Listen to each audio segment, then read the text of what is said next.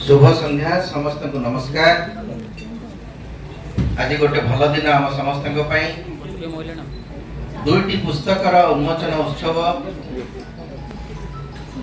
एवं से पुस्तक उन्मोचन उत्सव रे जे पुस्तकर प्रणेता गोटे पुस्तक उन्मोचन माने तांकर संतानर जन्मदिन। आज मु प्रथमे इंदिरा दास को अभिनंदन जनाऊँगी एवं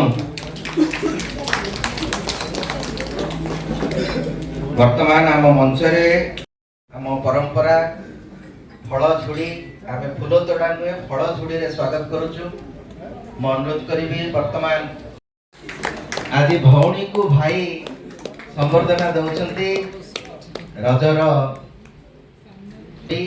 उत्तर मंचरू प्रतिभा राय कहते भाई केते कष्ट रे आछंती। यही हूँ आम परंपरा, यही हूँ आम संस्कृति। मु वर्तमान अनुरोध करी आम गहन एठी जो संपर्क भाई भौणी भौणी भौणी सहित से संपर्क सूत्र रे डॉक्टर अर्चना नायक संबर्धित करुछंती इंदिरा दास महोदय को।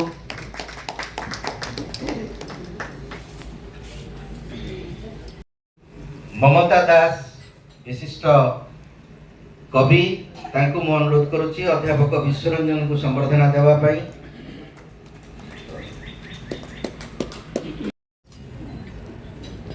आपण मान को अनुरोध करुछि करताली दे ये संबर्धना पर्व को आउ टिके उत्साहित करबो।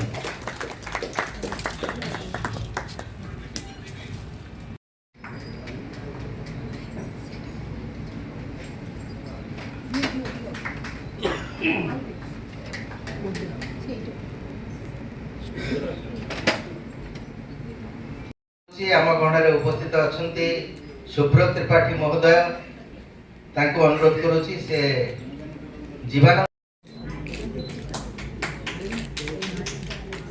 बही दुईटी आपनको करताली को अपेक्षा रखुछि। मैम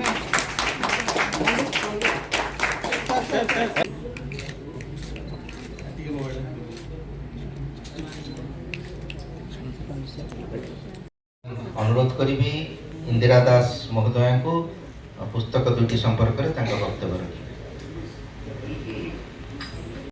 महिला जन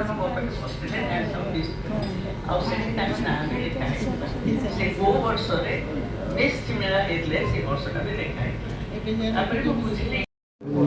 मीरा गदा लेखक ओडिशार विशिष्ट उपन्यासिका एवं काल्पिका तथा ओडिशा साहित्य अकादेमी पुरस्कार प्राप्त लेखिका इंदिरा दासଙ୍କର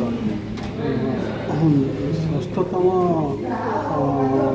उपन्यास एवं गल्प संकलन उन्मोचन होउछि।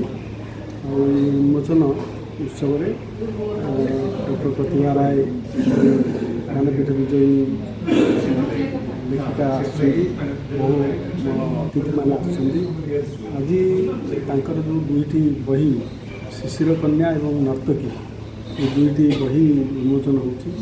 ये दुईटी बही विभिन्न सामाजिक चरित्र से लिखिछन्ति एवं ये बही दुईटी लेखादृत हम एवं पाठकादृत हम बोली। ठीक है।